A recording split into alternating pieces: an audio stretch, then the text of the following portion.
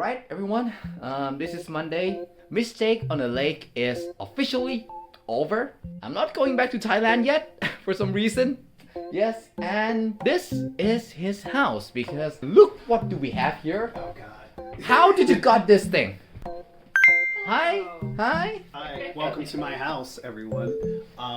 Shout out to Ben Madsen of the DDR Community Life 4. He put out a thing where his father makes prints, art prints. So he said, hey, went to the community and said, if you're interested in getting a print of your favorite jacket from any Bemani game, let me know. And I said, I want this, go down. Months later, there it is. So that's your favorite Dancerush song? It's Most? one of them. One of them. Yeah, there's so many. There's so many. There's so many. Say hi to Miss Eijiken right there. And also Woomy. What is good? Yes, who's flying this evening. Yeah. Yes. We'll give you a tour later. Let's get your suitcases and stuff. Yeah, because like I haven't taken shower yet and I feel like shit honestly. I should keep this hood up because yeah, I'm not in my best shape right now. Alright, Here we go. Alright. Stop doing, we gotta go.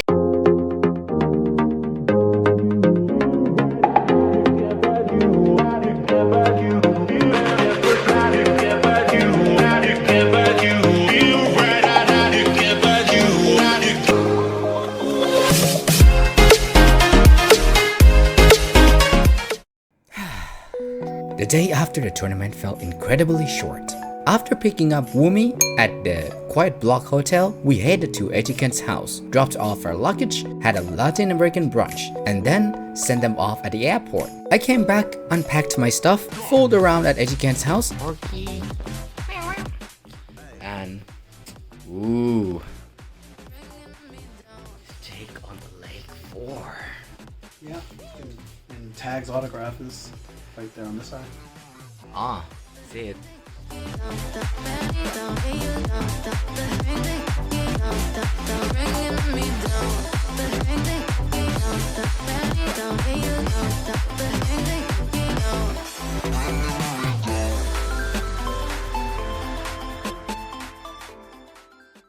and suddenly it was already dinner time. Okay. I had this ham, chicken, steak, something with mac and cheese and something. Well, it was a lovely pub, lovely service, but it was too dark to film anything. Overall, it was a lazy Monday that could be summarized in less than 5 minutes or so. But if that's the case, what's with this video length? The answer lies in the next day. I woke up early, not just to start packing. You are fat and heavy.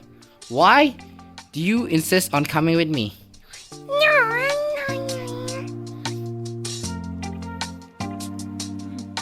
Alright, you're cute. I'm sorry. You should stay here. But also to sort through footage and film the monologues for the earlier parts of this vlog series. As a guest judge, I do not have to pay for my hotel tickets, my flight tickets. Then we had shawarma for lunch per my request.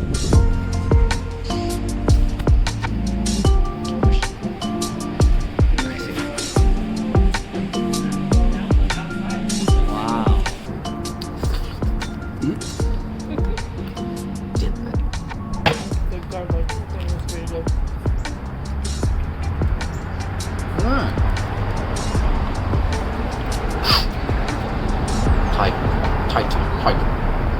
Went to, it's a freestyle competition, but I showed up and just did nothing, despite the fact that everyone knows that you're really good at it. It's like you're sandbagging so that way other people can win. You're not giving it your all.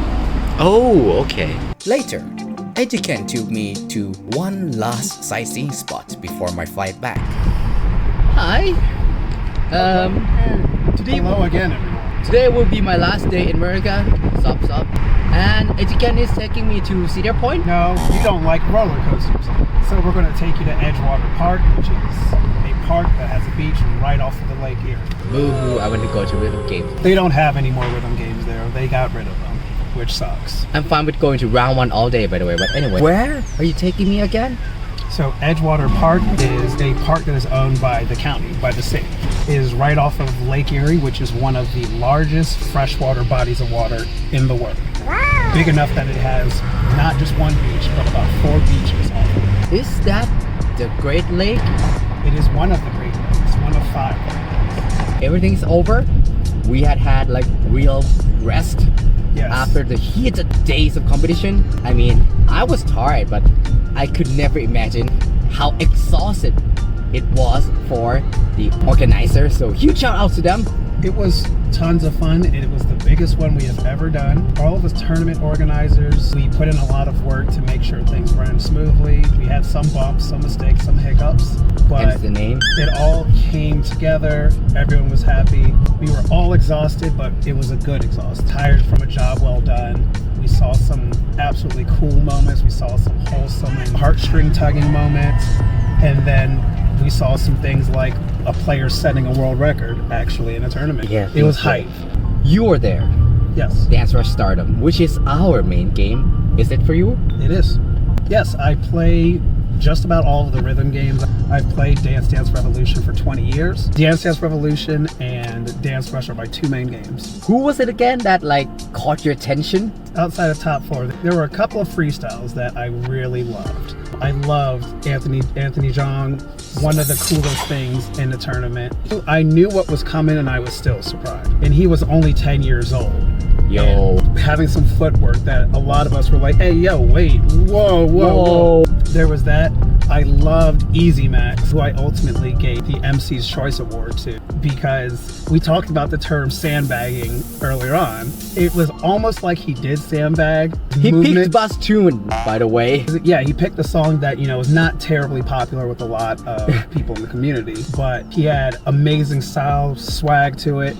And then at the end, deciding to hit the last several measures of the song with just his hands. And his knees as well. It was so unique and mind-blowing. And then I also love my good friend Chaos. Him picking New Solution and incorporating his style that he's very well known for, pop and lock, into it. It was a treat. It was just like, yo, Dance Rushers, this is what it looks like when a professional dancer actually like touches the game. For me, like not only that, but this is what it looks like when you have the best match. Mm-hmm. This is what I'm talking about, like bring the best out of each song.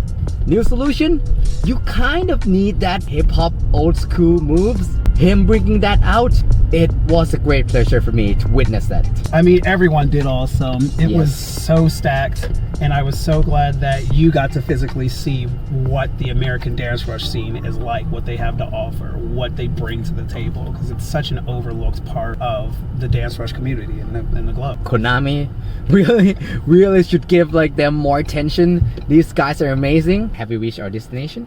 Somewhat. So we're going to get a good view of that. You can, you know, the fact that I'm going 40 kilometers an hour, you know, may not cooperate well with your camera to see the detail of the leaves, but we'll get a better view of that. In a little bit. Yeah. So we're reaching it. Yeah. All right.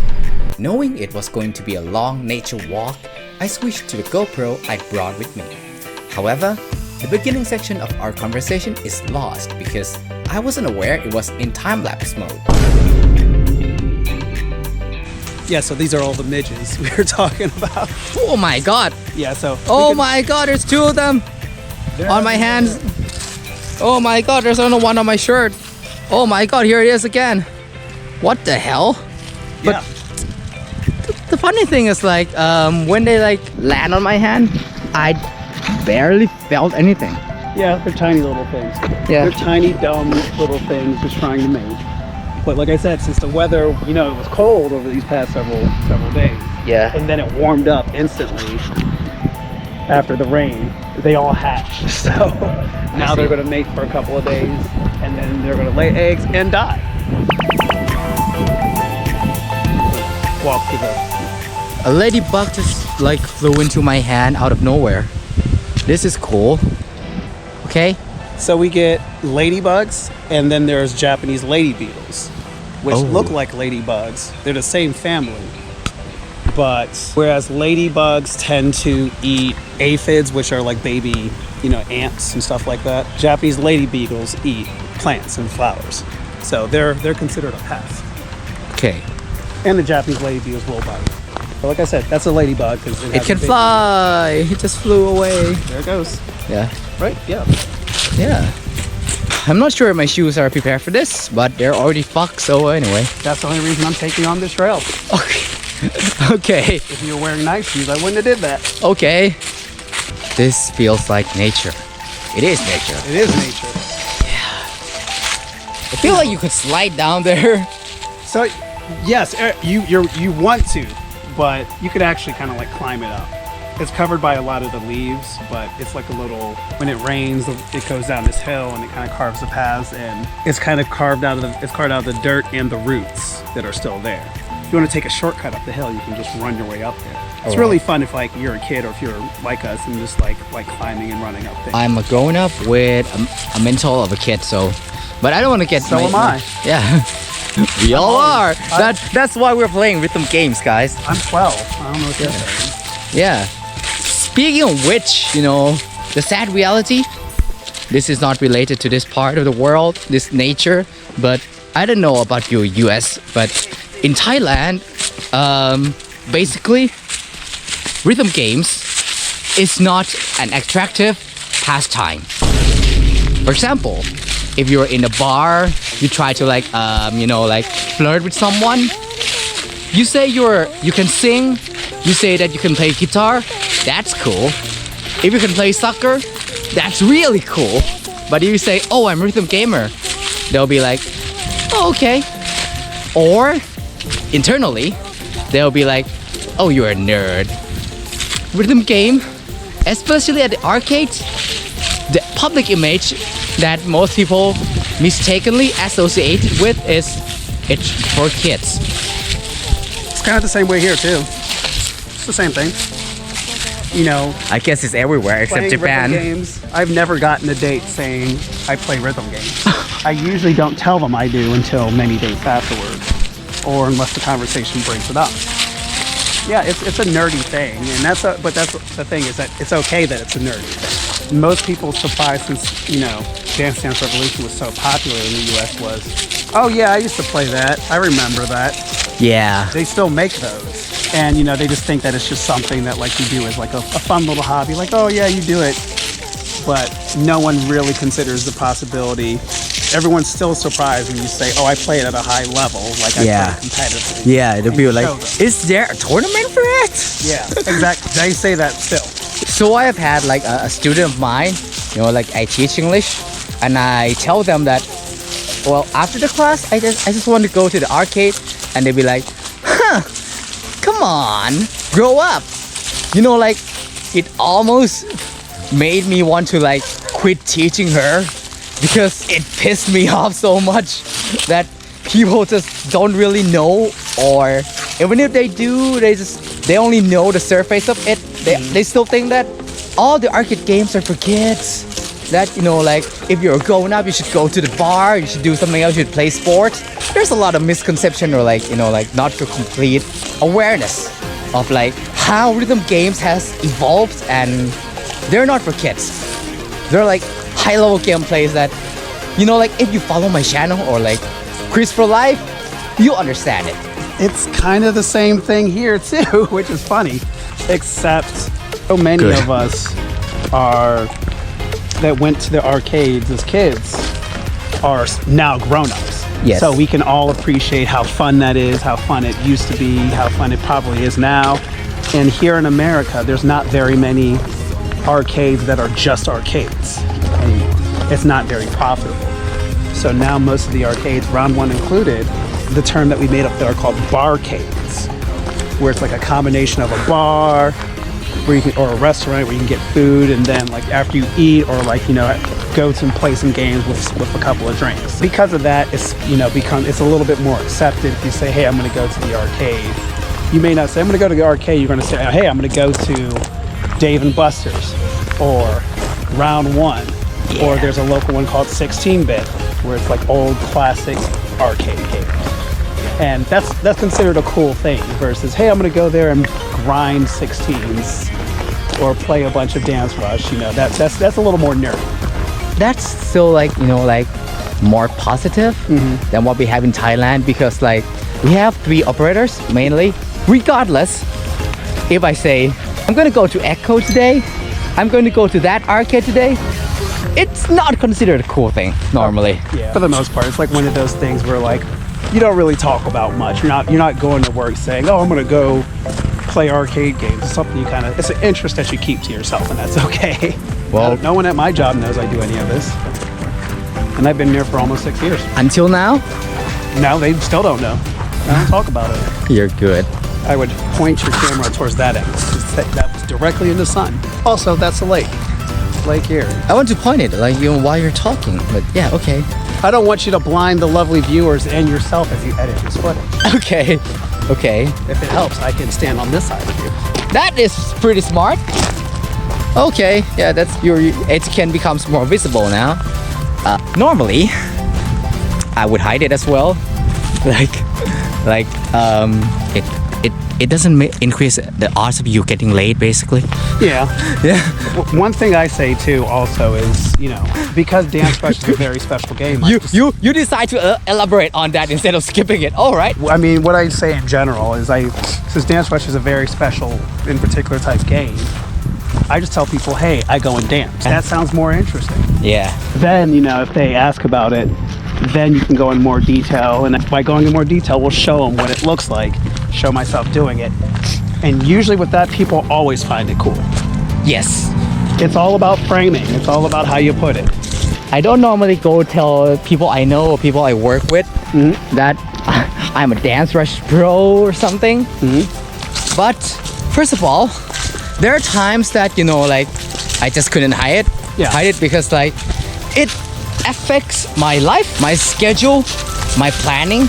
Like this mistake on Lake 5, for example, I had to take leave from my freelance work for 2 weeks, a week actually, a week more or less.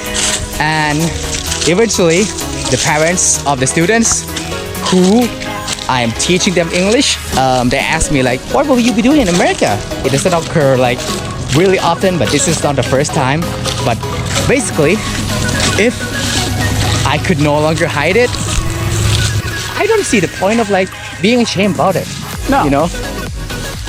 And don't get me wrong, changing how you describe it isn't shameful. It's that certain people, and this comes from my time as a teacher, you teach it too, and you know that not everyone understands things a certain way. In addition, not to brag, but I have this, I should be grateful that I have won several dance game awards, not just Dancerush Stardom. And of course, I have this channel, which somehow has grown to be the most sub channel in terms of the creators who upload solely or mostly Dancerush videos. So I feel I should have the right to be proud of it. You should be. If after I show them this, show them my dance videos, show how much it have helped me reach this point in my life, becoming invited as a guest judge, and they still be grow up, stop playing it. I'm okay to part ways with them. Totally. So in a similar thing, you joked about it, and it is true. I do a lot of things. On top of playing dance games since I was 16, I also check out Eijiken's yo-yo skills here. I also do competitive yo-yo. Yes. Or used to. Now I'm kind of retired and help run events. But because of it, I've been invited on tours across the country. I've been able to travel across the world, and now I do shows with world famous talent. I go on tours. I'm being invited to a tour across the country for the 3rd year, a Vegas style show with the world famous illusionist and magician. I used to get sometimes where people have said oh, that's kid, you're just playing with toys. Sure, yes, I am playing with toys, but there are people out there who pay me a lot of money just to play with toys with them. Exactly. It's kid shit, but I'm making adult dollars, so yeah. It's up to you. Yeah. Same thing with this. Yeah. If you can be good enough at playing Dancerush or some other dance game to the point where people are flying you out to different events or inviting you to different events, I'd say that's a win. That's a success story. That's nothing you should be ashamed of. You should only be proud of that. Well, all in all, it doesn't mean that, like, if you don't get like a lot of subscribers, like you're a loser in anything. You should be proud of it, even if you just play for fun. It takes a lot of courage to step on that path. Especially if you're in Asian countries, people tend to be more shy of it. As long as you love doing it, it makes you happy. And You're it not doesn't hurting cost anyone. Yes. Why not? Yeah. And you never know. By you doing it, you may inspire someone else to get into it, or it may have been just that thing that they were looking for to find happiness, find purpose in this world, and be a part of something. With all that said, right, I see the community, the Dancerush community is growing, not rapidly, but steadily over the years. What would be your advice for the new Dancerush players? Don't worry about what people think of you and your dance moves playing it. Every single one of us that you think are awesome at this game, make it look good, we all started off looking terrible. We look back on our old footage and we're just like, oh God, I was so bad at it. That was me. That was me too. You don't believe it? That was me too. I cringed at my first Dancerush video. You're not alone. People were thinking like, oh, you were awesome. You did a b-boy freeze at the end. It was your first video filming. But what I saw was my wacky ass shuffle dance form. It takes time. Yes. And what really helps is that there are other people out there in the community who've gone through the same thing, and just have fun. I meet people all the time and they say, oh, I'm a terrible dancer. Oh God, I'm bad dancing. And I tell them that turns out that people don't really care how good of a dancer you are, as long as you're having fun. If you're having fun while they're dancing, they usually are like, yeah, you go. Yeah, and they just kind of like let you go. They let you be. Yeah. As long as you're not in the way, yeah, have fun. And as a guy who's picked up many hobbies, the thing that keeps you into it and makes you want to do it more is that you're having fun. Yes. So as long as you're having fun, just keep on playing the game. Yes. You'll naturally get better. Now, I just want to say that for me, first of all, if you're an aspiring content creator, don't be discouraged, okay? Don't feel like, oh, I'm getting in this game a little bit too late right now. There are all these big channels, big YouTubers, big content creators that I have to compete with. No, don't feel that you are obliged. I'm not sure if Obliged. Oh, sorry. Obliged. Obligated. That's what you're trying to say. Obligated. Don't feel like you're obligated to get good and to be like the next KC finalist. Okay? Everyone is free to have fun. But if you want to win some tournament like KAC or even your local tourney or something bigger but in the States like Mistake on the Lake, if that's what you aim for, well, keep grinding. Where to start? First of all, for the charts, because it is still a rhythm game after all, check out this guy's channel, of course. But for earlier songs, there's Takepu and Akina, who had uploaded plenty of chart videos of the early days of the game. For the dance aspect, whoa, plenty of choices, man. The best thing I can say for the dance aspect is play the game. Get to a point where you understand what the charts are trying to make you do. Learn how to do those charts properly. Learn how to score them okay. Then, and this is going to sound completely contradictory, go dance somewhere else. Go do dance outside of dance. Exactly. Learn different styles of dance. Find something that moves you. You know, you may like interpretive dance. You may like ballet. You might like breaking. You may like breaking. You may like hip hop. Yeah. You may like shuffle even more. You might like more advanced technique of cutting shapes. There's so many different styles of dance out there, and you never want to, as a dancer, you never want to limit yourself to just one. Indeed. Dance is an expression. It's an expression of what you feel and how you interpret the music using your body. Not everyone feels music the same way. So why not find a style of dance that lines up with how you feel music and bring that into the game?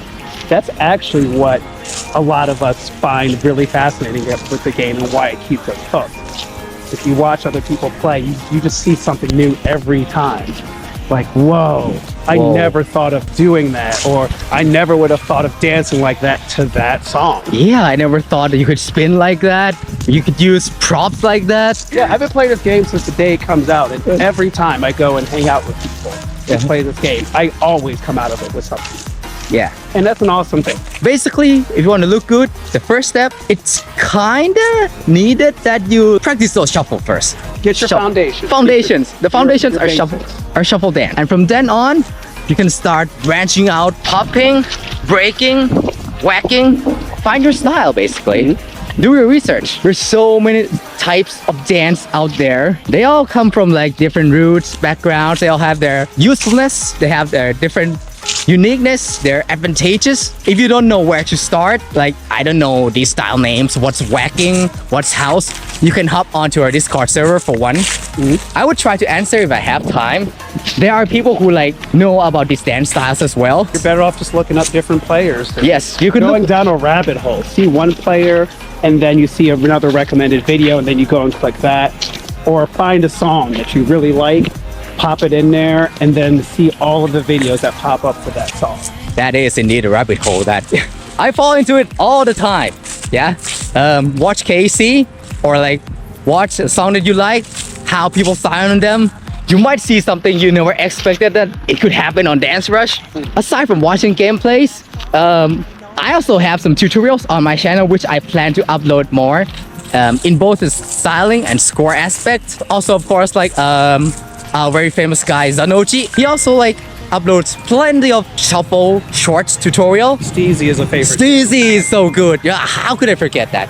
Oh, that Great channel. Oh, I know Just why. dancing. They don't give me sponsor yet. That's why. Well, you get in line. There's so many people. Not that I have reached out to them or anything, but yeah. Steezy has a lot of styles in there. Tutorials. Yes. A lot of like good tips. Some of them are free, but you can pay for their app, which is not expensive. You can branch out into a lot of styles that you might not know it, but later you might have reached a point where you start with Dancerush, but eventually you start to become like a real dancer out of it. Exactly. Yeah. I mean that's kind of ultimately what we want out of this. Like, Yeah. Like as a mentor, I guess, you know, like looking down, you know, helping and guide people. I'd want you to like take this beyond just a dance game. Like find a passion. If you can find a passion in life that started just from a dance game, then heck, we did something cool. We did something right. Nonetheless, we go on and on. We gave so many things. It sounds like it's overwhelming, but the point is just have fun. Please have fun. You're gonna want to do more and get more involved into it, and then you'll go down those rabbit holes of information. Yes. Don't forget to have fun. That should be it. Oh my god. There's two ladybugs. What is this one? That's the Japanese lady bee. And that one's flying away. There you go. It's October in Cleveland. The leaves are falling, but there's still people on the beach going in the water. Up until yesterday, it was just cold, and now it's hot. Yeah. Lake Erie is potentially dangerous at all times. Swim at your own risk. Okay, it's almost like they're indirectly telling you they will not be responsible if you swim too far. Basically. And there are rip currents. That is scary. Yeah. The rip currents are actually pretty aggressive. There's people who die every single year. But there are also people who come here and surf a lot. All right. A lot of regulations. Okay. So you're gonna have me walk further? The sand is very soft, by the way. I know people I have a friend who's from Texas. He was by the part of Texas. It's right by, the ocean. You have all sorts of friends. I have a friend from Thailand now. So yes, I have friends all over. Yes. And he moved to Cleveland, and he finally had a chance to come here and go to this beach. And he said the thing that his brain just could not handle is that he stepped in the water, and you swim and you tasted the water and it wasn't salty. And he just looked around and he's like, "But this is huge. This is a beach. I thought this was a lake. Lakes aren't this big." Because you step right here and you look and it's like, oh, this is like what it looks like when you're at the ocean. you can't see anything out there. It's not like you can see the other side. Yeah. It just keeps on going. Yeah. By the way, Canada is on the other side of everything. You Okay. can't see the other side, but the water is not salty. And he said that absolutely messed with his brain. He couldn't handle it. People are already treating it like a beach, like sunbathing and all. Yeah. But today's like unusually nice weather as well. There's another guy who was like filming a lot of things, like as if like he's filming way too much. From our Dancerush committee as well. During the event, do you know who it is? Well, there's a couple. I know Wooby was doing TikTok stuff.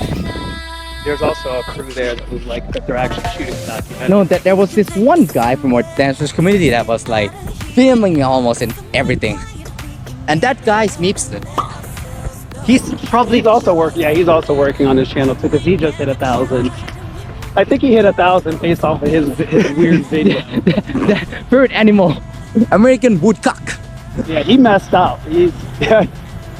There's a thing where it's like you accidentally get popular with the joke, and now it's like, do I lean into the joke and continue being popular? Exactly. Or do I actually do what I want to do? Yeah. That's kind of where I'm at with my channel. Do I just jump on the bandwagon, or should I stick to my core value? That's a dilemma. I'm at do I make another channel for everything else that's not Dancerush, since now my main channel is just Dancerush at this point. Surprisingly, after a week of cold weather, it got hot out of nowhere on this last day actually. On the bright side, Eijiken managed to capture some great B-rolls on that sunny day, which I ended up using for the intros of this vlog series. Before I knew it, it was time to head back, finish packing, and fly home. It's good. That's not spicy, but I feel like it's really salty, I like this kind of chicken. We don't have Chick-fil-A in Thailand, but if they open a branch, it will blow up. People will love it. I think.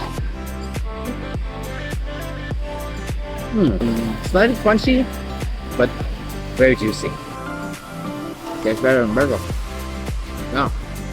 I could use more vegetable, I guess. Yeah, I'm a real healthy guy. Yeah. Can food can get really greasy, oily, fatty, Basically, I have I could see my tummy growing. It doesn't show, but man, this 1 week in the US and a few part of Europe doing layover, man, I have a huge workout ahead of me. Oh, look at this. Beautiful sunset. I didn't add any effect or anything. This is what happened when you film yourself, in this spot with a non-reflective mirror and the sun is setting in this direction. I like it. Beautiful. Eating donuts. Which is not something I can or anything. There's strawberry toppings. If you buy one in Thailand, it would look more neat than this. It wouldn't have all these wrinkles like it's your, grandmom's or something. But yeah.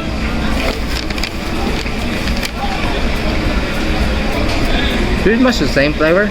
I would say that in Thailand, you could feel a little bit more of that sugary. So there's slightly a little bit crunchier. Other than that,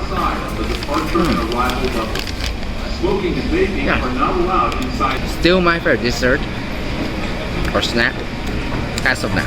The return trip was long, 28 hours, including a 10-hour layover in Munich. I couldn't leave the airport, but thankfully, I had plenty to do.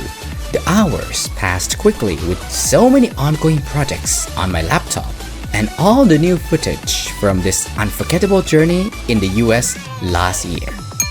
Yes, I'll repeat this for the new viewers. All of this happened in 2023, but I didn't start uploading these vlogs until 2024 due to multiple reasons. Unfortunately, Mistake on the Lake 6 didn't happen this year, so I hope these vlogs fill the gap.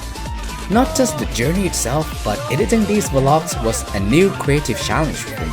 Regardless of how these vlogs perform in the algorithm, I want to express my gratitude to everyone I met last year. Those who were patient with my slow upload schedule, and of course, all of you viewers, whether you just clicked on one episode or stayed with me from the beginning to the end.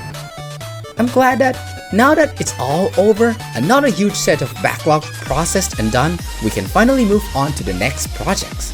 Lastly, let's hope for the better future for Mistake on a Lake 6 and the Dancerush game itself. Until then, don't rush, but dance rush.